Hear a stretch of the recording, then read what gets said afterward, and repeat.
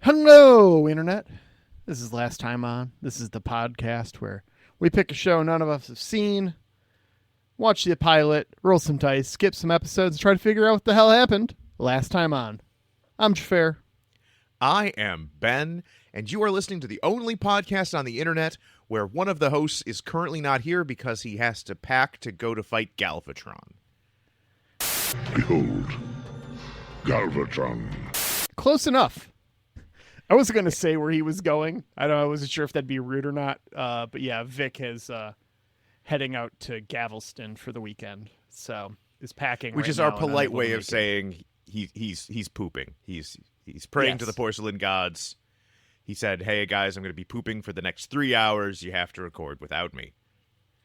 And I understood. You know, I've been there. We've all been there. So he did send us his predictions, so we'll get those on record. But we're rocking it old school today with just Ben and I. Yeah. It's Alias. classic. It is classic LTO.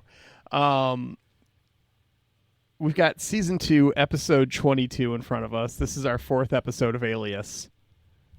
How are you feeling about this show? I will tell you, something happened to this episode that made me very, very excited. But Yeah. for us, We clearly have missed some shit.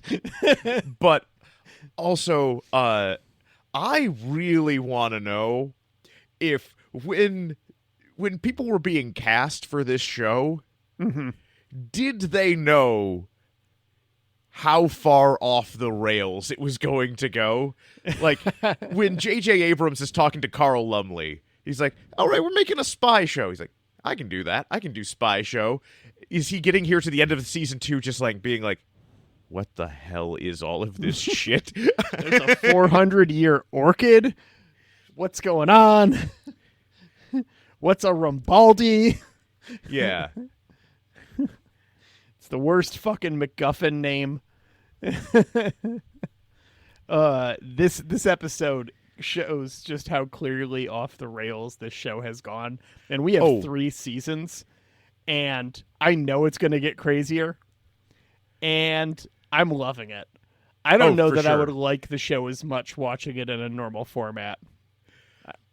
Stuff has happened in between, like, just inside season 2, where I'm like, Yeah. this would have taken a whole season arc, and they're like, fuck you, Ben, we did it in an episode. Yeah, I've got some guesses as to some things and how they went down. I'm curious what your thoughts are. But for a sure. lot has happened in between our last episode and this episode. Because we open in LA at a CIA office, and I paid a lot of attention. I don't know if you were paying attention to everyone's badges. Mm-hmm. The badges tell us who works where. Like, I know that Terry O'Quinn works for the FBI because he's got an FBI badge. Yeah. But everyone else here has CIA badges, except for a couple NSA badges, which we'll talk about when we get to it. But Marshall has an CIA badge. Sid has a CIA badge. yeah, like, and Marshall's they are- here now. Yeah, they are out of SD6. Yes. So, Xhafer, I'm Yeah. sure you have some sort of idea, because we get this little cute bit where it's not even like Marshall is newly out of SD6. He's already chummy with Weiss Yeah. and asking for dating advice. And so I'm sure you came up with some idea of how Marshall got here, but I don't want to hear that. I want to get weird with it. Okay. So I will state, because it's literally my next line of notes, that I think that they brought everyone over at once and they just closed SD6, and most of them don't know that they were working for an evil company. Oh, instead of the CIA. I think they just like, hey, we're closing this branch. We're moving you all here now. Let's have a pizza party. Like just normal office stuff. Everybody just took some sleepy pizza, woke up at the CIA. Sleepy pizza. Man, I wish they would serve that at work. Anyways, if we want to get weird with it, though, I think we need some more agencies involved in this trek. I don't think it's a straight line from fake CIA SD6 to CIA. I'm going to say, let's get weird with it. I'm trying to think of a foreign intelligence agency that would be believable, but also is not one that I don't want to say on air on this podcast, because there's a couple I don't want to even get on the radar of. MI6. We'll say MI6 was involved. All right. And they were all in England, and something happened to their old branch, and they all got informed that they'd be moving over here now. All right, well, I like that, but I don't think it's weird enough. So I'm going to say, along with the sleepy pizza, they were trying to, like, hey, we need to move Carl Lumley over. Like, he's got skills we need. Marshall just showed up there just saying, like, I tracked you guys. I put trackers in all of the coffee every day. Are we working here now? And he just showed up. And he was like, hey, guys, it's me, Marshall, from work. You put a tracker in the coffee, it's out of my system in 4 hours, Ben. You got to put it in something else. See, the thing is, I like the idea, though. You have it in the coffee long enough that it just permeates into your system. It's the inverse of, like, poisoning a little bit over time. It's, hey, after you've had 20 cups of coffee, I can track you inside of a mountain. But we get a fun little bit here where Weiss is really trying to give Marshall some, like, dating advice. Yeah. And Marshall just, like, ignores him, steps up, walks away, runs over to Sid because who has escaped, Xhafer? Irene has escaped. Yeah, and so we know the U.S. Marshals are involved in this group because they seem to run the prison. But there's a reason the U.S. Marshals are not in any of the meetings, because they keep letting people escape from what should be, like, how do you escape from a plexiglass room? Yeah, they've got these, like, they're not identical cells, but very similar cells as a plot point in the current airing TV show Alien Earth, where they have, like, a xenomorph in one of these hanging out while they're, like, in the lab next to it doing experiments and shit. So I feel very secure about these things as long as there's not some malfactor sabotaging them from Weyland-Yutani. And I don't see that in this storyline. You know what? I wouldn't be surprised if season 3 is like, hey, we've got to stop this alien. And we find out that Irene's last name is actually Yutani.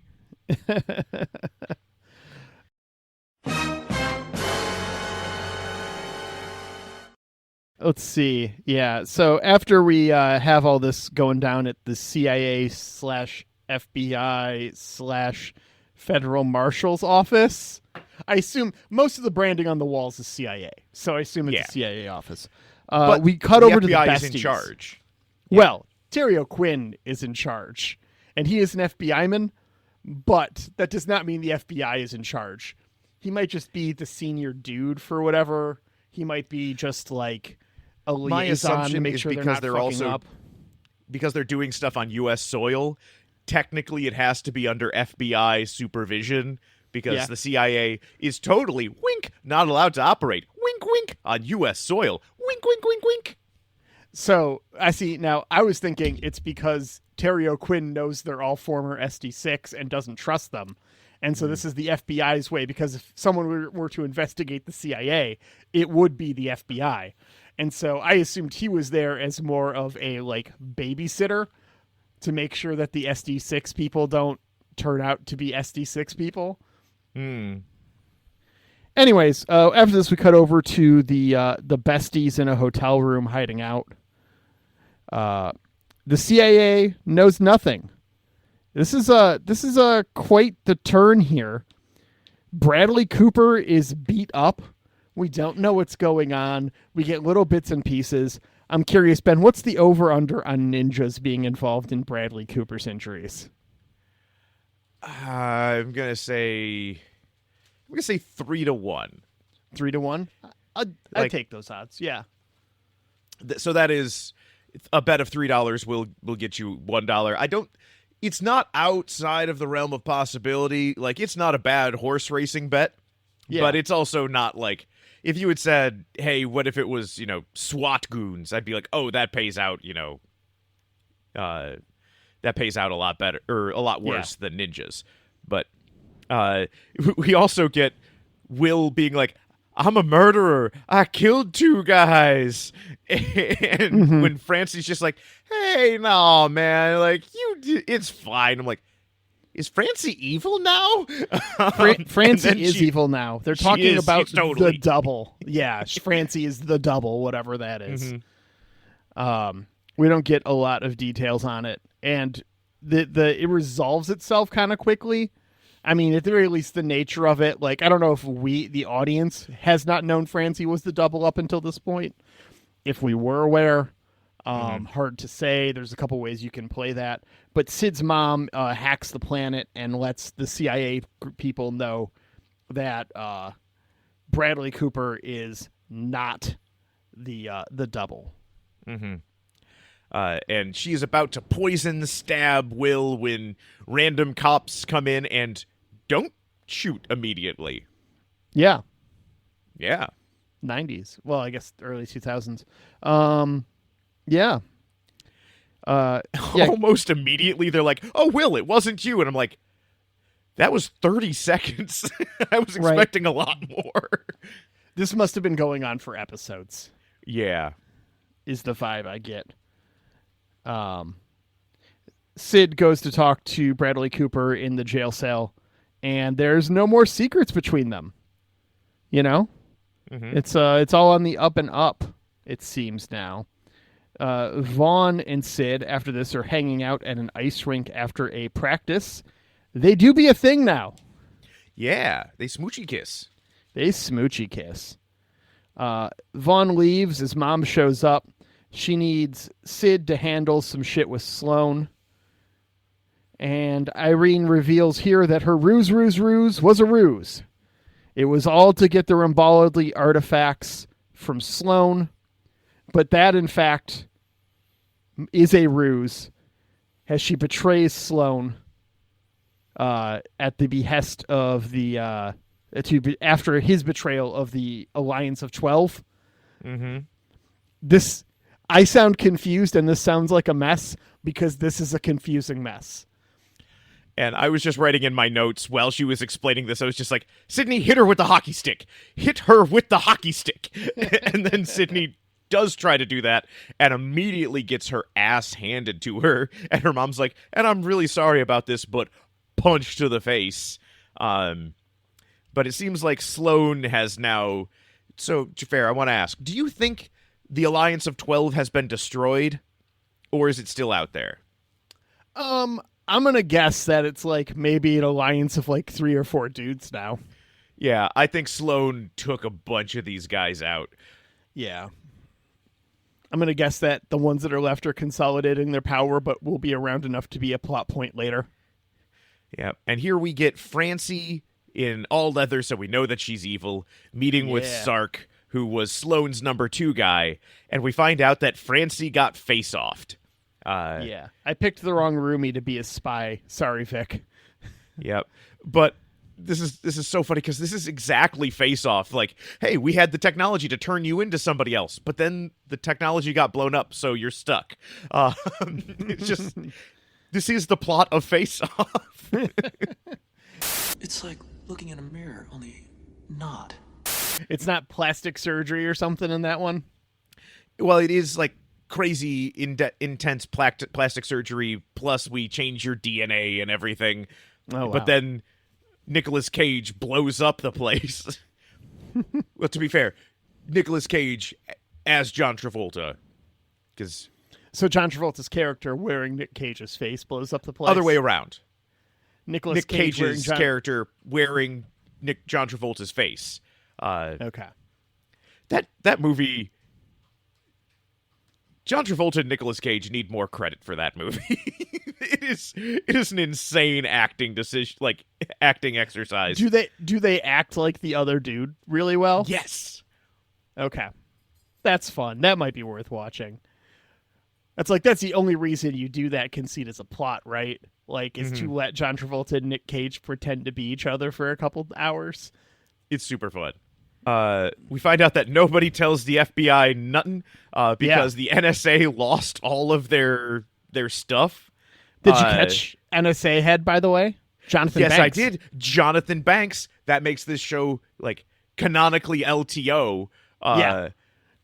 Also because, spoiler alert, Jonathan Banks gets shot in a few minutes. It's like, that also makes it canonically LTO. If we have a Jonathan Banks, he's gotta die. Yeah.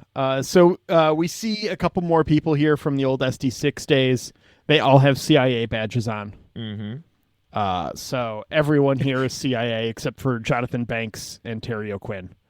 I do really like your idea that, like, Marcus does not know he was ever a bad guy. And he's just like, it's a new CIA office. And they're like, I'm no longer... Well, it's like... They were in like a deep undercover thing where they couldn't tell their spouses that they were CIA agents, right? Mm-hmm. That was like part of the gig. Maybe it's just all like, hey, you're not undercover CIA anymore. You're doing normal stuff now. You can tell your spouse. Yeah. He's like, this is great. There's upsides. And nobody's like, you were a terrorist for 20 years. Well, I feel like most of them didn't know. Yeah. We then get Will and Weiss. Well, Will is trying to find out who is A.G. Doran. This is a name I recognize. Well, Weiss is doing bad close-up magic in the background. Yes, this is fun. But also, it's just like, did you catch that Will also has a CIA badge? I figured that was a guest. It's not. It's a normal... It says agent. I paused. I mean, that might be a props error. We have no way of knowing. If it isn't, who the fuck are you letting just on your computer with classified shit on it? That's a problem. Well, and so he also has information that nobody else has, which is why I think last time on, in his role as a journalist, Will accidentally stumbled upon some old secret, like, 60s and 70s CIA Black Ops stuff. Mm-hmm. And that is what got him pulled into all this.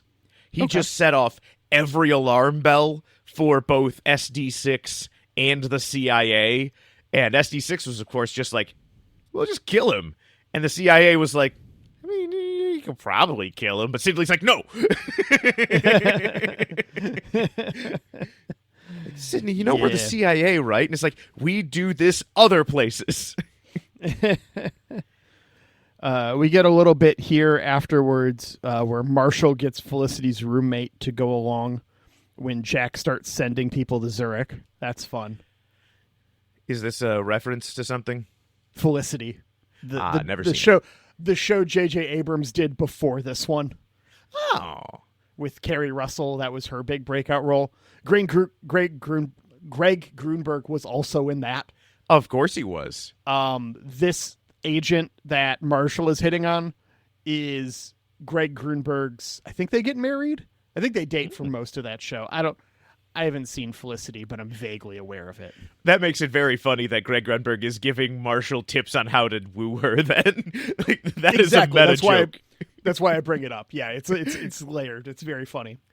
But we find out that one of these girls that also his name was tied to the DNA evidence that absolved Will, this A.G. Doran, also died in a car accident, just like Irene. So seems like car accidents do not kill people in this world. Yes, lots of fake death car accidents. Which I guess, if you're going to fake your death, car accident's probably a pretty grisly way to do it. I mean, you want something that destroys a body and destroys enough property to be investigated, but not enough property to be thoroughly investigated. You know, like a whole building burns down. It's a very different scenario. Mm-hmm. Canoe accident is my plan. We then cut over to Zurich, where our heroes are getting a Hummer at the gate, and they bust into an empty warehouse full of garbage. Mm-hmm. Drop in, it's a fake. Yeah, Irene's ruse was a ruse. Yep. And the only part that Sloan doesn't have is at an NSA office, and they're like, well, we got to move it now. And it's like, or just keep it here. Like, keep it the fuck here. Well, they're moving it to a naval base because it is more secure. Yeah. That is the line that they say. That's why they have to move it, is it has to be more secure than where it is currently. But Jack gets grabbed, and Jonathan Banks gets shot. Yeah, we find out at the debrief they took the heart and dad. I know writers who use subtext, and they're all cowards. Cut over to Sloan taunting Jack, who is assembling the telling. A classic from Baldy. We're all familiar. We don't have to talk about what it does. 47 pieces, you know. Yeah, everyone knows. Everyone knows this from Baldy. So they're not going to explain it to us either. So it's a good thing Ben and I, being men of culture, know what this is already. Otherwise, as audience members, we might be lost. For sure. Anyways. So it is some sort of machine. It gets crazy clanging later on. But we cut back to busy work. Everybody's looking for every clue they can find. And Marshall gets a kiss on the cheek. Sure does. But then Will realizes A.G. Doran is Francie, and Irene calls and apologizes. Oh, man, they must have switched the crates on me. And it's like, I don't believe you, but yeah, of course they did.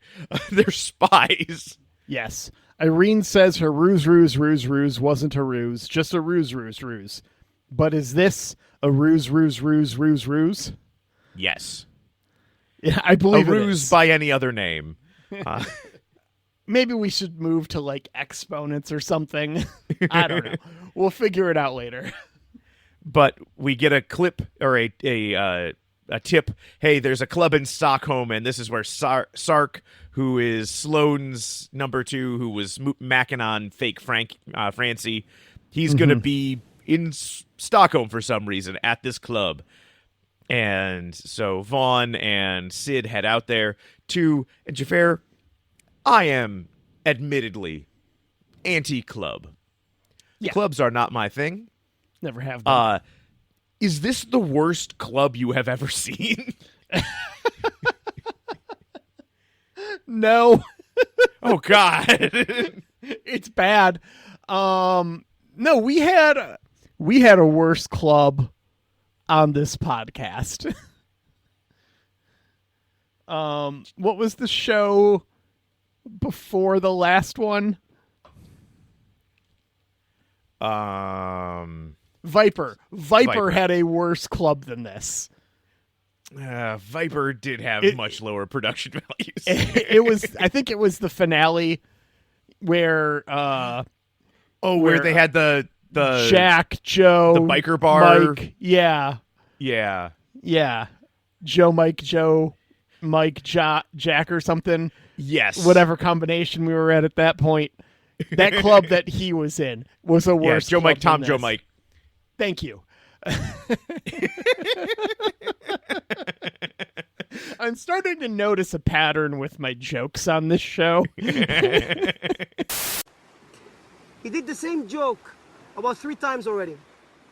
I don't think it's funny anymore. Do you think Joe, Mike, Tom, Joe, Mike should join this branch of Alias the CIA crew? Like, does Sid need a driver? Probably. Yeah. But they then in this awful super brightly lit Stockholm bar, snatch Sark, and he's just like, apparently he shot Vaughn, and Vaughn's like, I'm being nice, and just starts smashing his head into the table. I'm guessing Vaughn was recovering for episodes. It seemed like a not incidental kind of gunshot. He's we find out that upsetty everything spaghetti is in Mexico City. Yes. We also find out the Rimbaldi is just an overfilled washing machine as it clanks from the other room. You got to balance that shit, man. So many people don't level their washing machines, and this is what happens. It's so important. Not level to the concrete, actually level. So important, guys. I will not turn this into a home improvement tips podcast, I promise. They raid the building. Sloan goes to make his escape, and Vaughn gets in a shootout with Sloan's goons here. It was Vaughn and Sid. Irene shoots the guards, but only after Sloan escapes. I thought that was suspicious. Yeah. Also, we find out here, Vaughn also left-handed. So, Sid, what's going on here? Got to type. Yeah. We also get a bit here where I was immediately, when they sent them into the basement and Sark is like, here's the code you've got to put in. When it's a 4-digit code. Like, come on, guys. But also, it's the 4-digit code to your super secret, like, I'm betraying both the CIA and the Alliance of 12. You should have a code that turns off the alarm, and then a code that turns all of the lights green, but also alarms us silently. Like, this should have been a false, like, hey, it makes it look like everything's cool, and you walk into a trap code. If Sloan wasn't dumb, that's what this would do. Well, as it is the second they turn off the alarms, it's like, oh, well, the power's out. We know what's going on. There's no jumping of anyone. They know immediately. So we have Vaughn, go chase Sloan. I'm after my mom. Yeah. And Irina diehards off this roof. Well, after going on a bit about how the prophecy was not about her, the prophecy was about Sid. Whoa. There's a prophecy and a chosen one? Irina, you ruined the prophecy.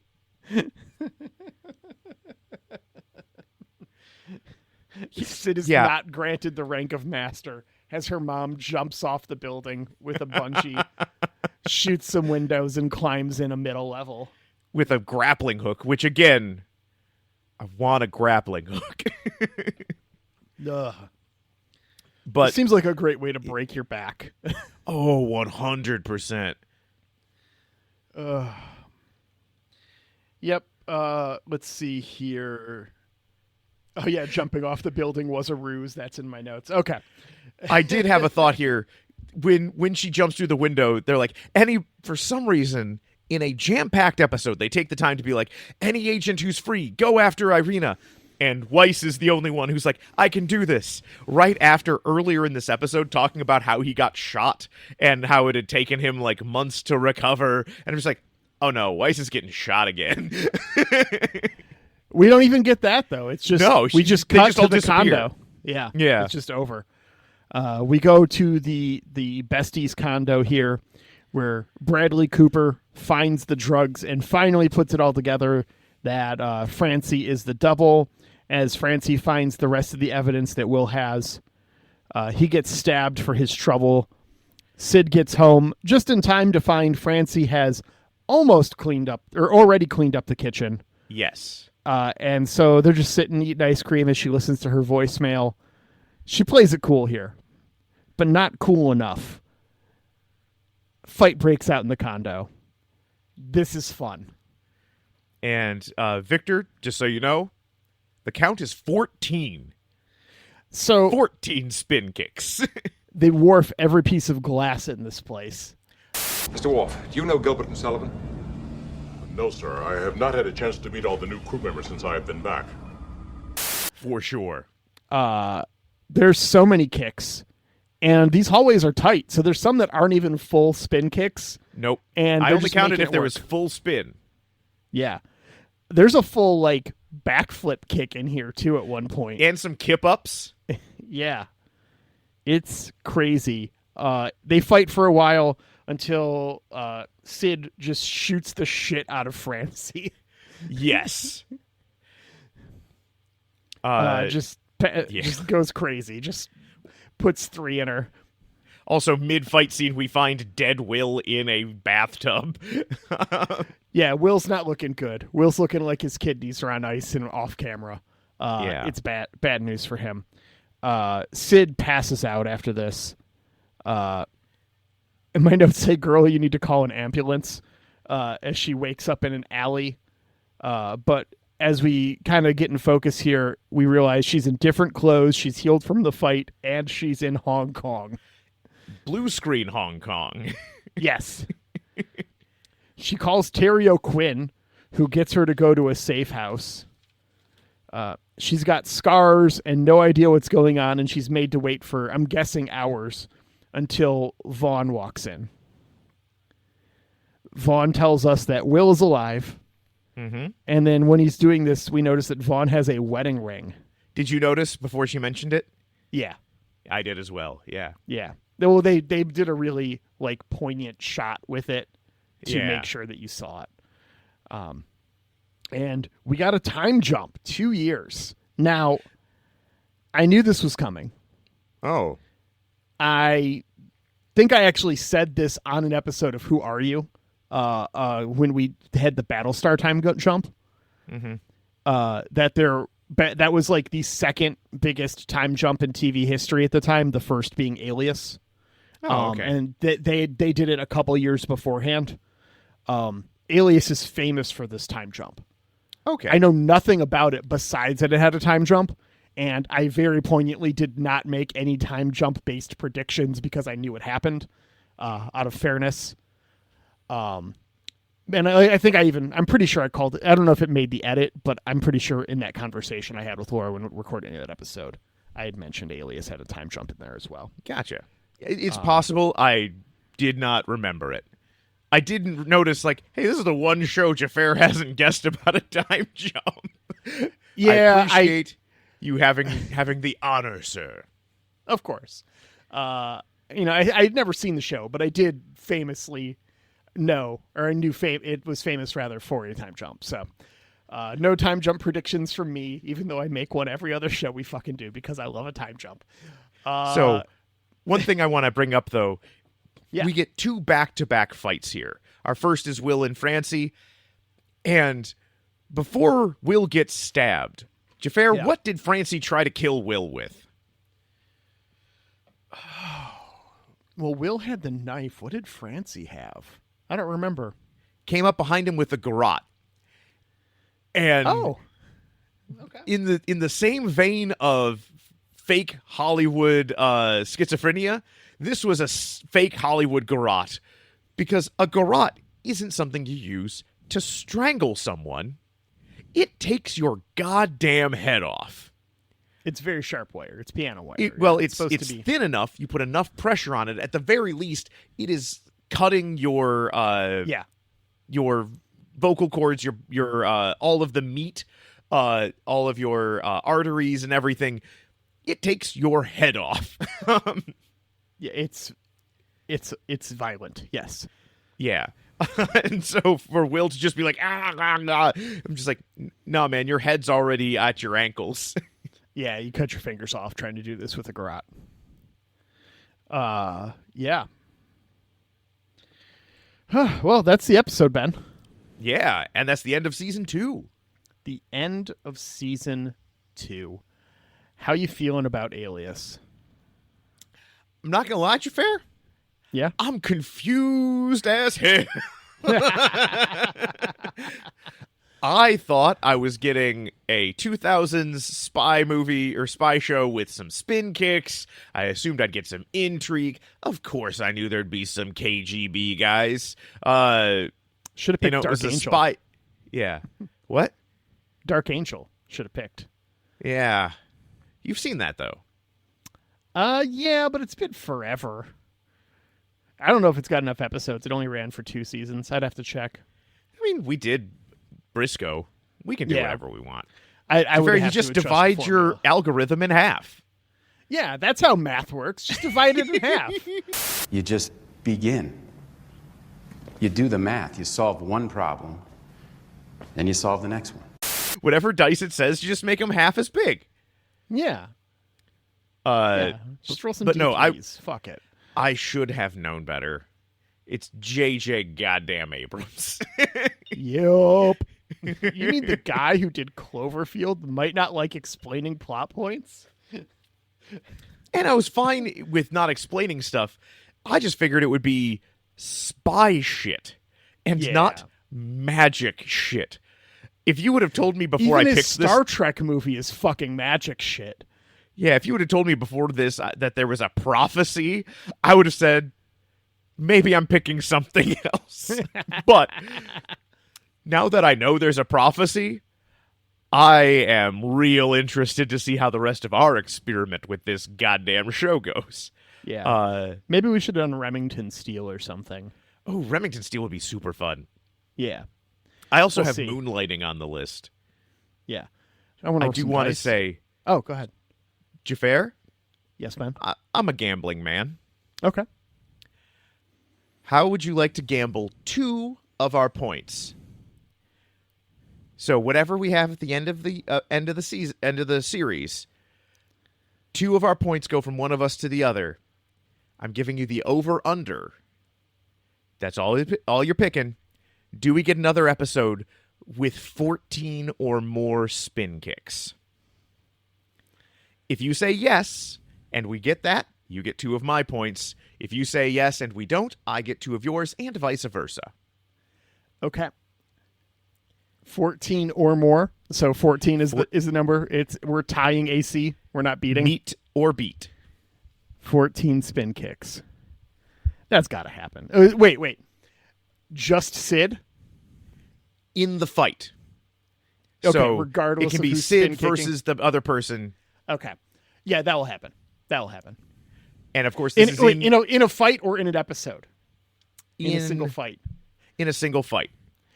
I need good definitions on what a single fight is. Like, Same 2 combatants without a elongated break in between. give me a number of minutes. 4 minutes. Okay, now I got to think about it. Because that gives us enough time to do like a fight, then a scene, then go to our commercial break, come back to more fighting.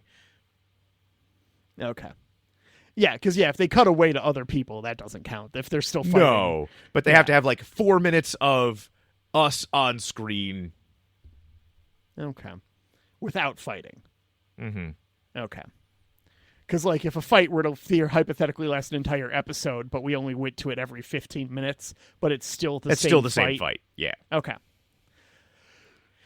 The people involved in the fight have to have 4 minutes of screen time not fighting. That resets the clock. I'll take that bet, Ben. All right. You taking the over? I'm taking the over. I'm pretty confident right now. I am swimming in points at the moment. Right now, I've got 0 predictions marked wrong and many predictions marked correct. Mm-hmm. Everything else is still up in the air. I have, I have my entire first episode's worth. Those 6 points are going to be floating until we hit season 4. Right. So we'll see how that all goes. But yeah, no, I'll take that bet. 14 spin All right. kicks. Let's do it. That sounds fun. All right. Well, I should roll some dice. I wonder if I'll roll a 14. That's mathematically possible on this 3d6 and 1d4.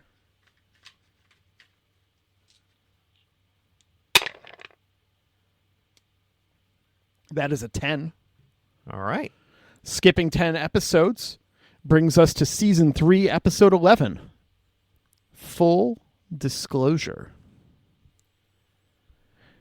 Sydney finally learns the shocking truth of her missing 2 years from an unlikely source. Wah! We're going to find out what happened, I guess. God We're damn just it. skipping all that chaff. Okay. All right. I guess it's time for some predictions now. Lincoln, what are you doing up there? Guessing. I guess no one's coming. I have seen into the future. You ruined the prophecy. All right. I'll go first this time. Okay. So my daytime prediction, coming out of our time jump, Will is now a spy. He's not I an would analyst say or he's anything. okay, a spy, because he already works at the CIA. I don't think he does. I just think he has a badge. I mean, that you get a badge by working at the CIA. You've got a Pentagon badge, and you never worked there. I have a Department of Defense vendor badge, not a Department of Defense badge. They are different. I don't think the props department cared. Fair. My evening prediction is Sydney will come across an artifact that has the ability to send her back in time. And we have an episode that shows her, like, you can go back and be with Vaughn before he marries whomever. And she is tempted, but decides not to use it. Ooh. And then my primetime prediction is Sloane gets Raidersed. Like melted? Full on by an melt artifact. explode. By an artifact. Yes. Presumably a Rimbaldi. Not. I mean, it's not going to be the Ark of the Covenant. I mean, it might be. Maybe that was a Rimbaldi. And you know what? I would not put it past this goddamn show to be season 4 is like, you thought Rimbaldi artifacts were the shit. Well, what about, Gusto Truskin artifacts? They're the real shit. All right. Victor texted us his predictions before, so we'll read those for the listeners. His daytime, we never see Bradley Cooper again. His evening, goons with lasers. That seems like a safe bet. I just want goons with freaking laser beams on their head. Prime time, Sydney fights a copy of herself, either a full-on clone or someone disguised as her. Okay. That's pretty chosen one-y, so I'll take that. That seems like a good one. Daytime, Francie comes back. Seems like a gimme. I had that. I wasn't sure about it. Evening, we will watch an episode with Irene where she does not have a ruse on Sydney. I'd take the under on that one. You're going to take the under on that one. My next pick is impossible. In fact, I'm going to say I want 4 points for this primetime pick because it's so absurd. Let me hear it first. Sydney was hurt so bad in the 2 years, she has lost the ability to spin kick. Then this show is not worth watching anymore. Bonus point, she gets it back. We get a spin kick training montage. Yeah, we missed a spin kick training montage, yeah. Or maybe we'll get it in this episode. I don't know. Those are my predictions. That does so fair. Yes. Based on your prediction, I do want to know, what do you think happened to Francie? Is Francie alive or is Francie dead? I think that they killed Francie to replace her, and that this is some surgical DNA. Like, she has to take some drugs to continually pass, right? Mm-hmm.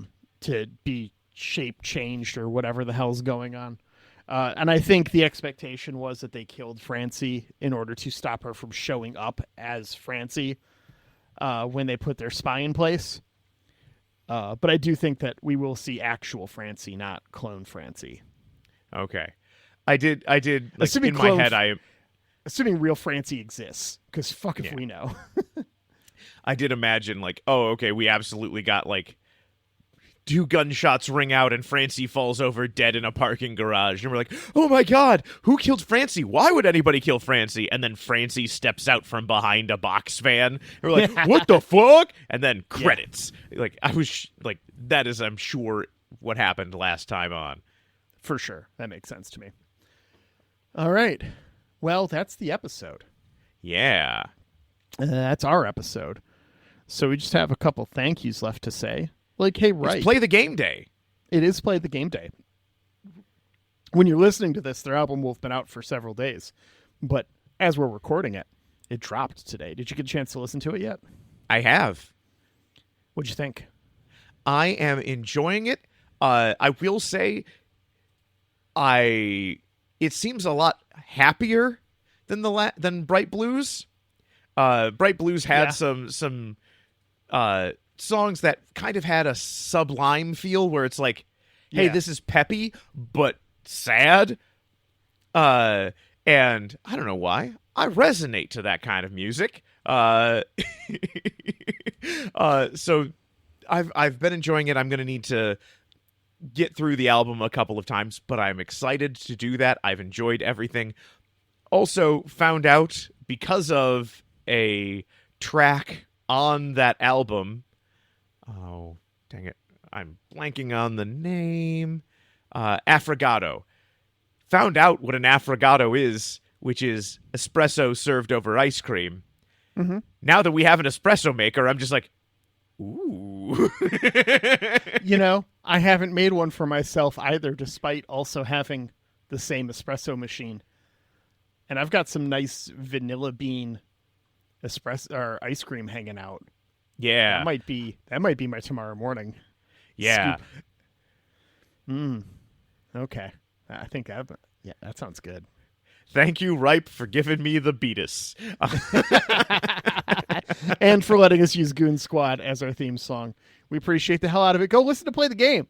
Hell yeah. I've listened to about half of it, and I dig it. I would say I think my favorite album from them right now is still Joy in the Wild Unknown. I really like Bright Blues as well. The fact that Bright Blues didn't get a Grammy nod is a fucking crime. It is. But Play the Game, really enjoying. There's lots of musical homage on it. There's lots of like, this is us doing a Paul Simon song. This is us doing that kind of stuff. And I love it. It's a good time. Go give it a listen. Yep. And please make sure you go to voicecast. What is it? /LTO. I don't know. Vic handles this, and we couldn't even check it. I don't even know. Someone could have left one. I don't know. We don't know. Yeah. So it's voicecast.app/LTO. Leave us a message, please. Do it for Victor. He's fighting Galvatron for you. Right. Not for him. It's for you, listener. And please leave us a review. Tell your friends about us. Every time we've told somebody about this podcast idea, they've gone, hey, that's neat. So, hey, maybe your friends will care. Pump those numbers up. Get in the Discord. It's a fun time. The Discord's great. Go listen to Cool Girls Don't Look at Explosions. They do what we do, but funnier. They're doing Walker, Texas Ranger right now. I'm mad we're not doing Walker, Texas Ranger. I'm not. Fuck Walker, Texas Ranger. I love that show. Got I no don't interest care. in watching that show. I've never seen it. Well, if you've seen it anyway, so you couldn't do it.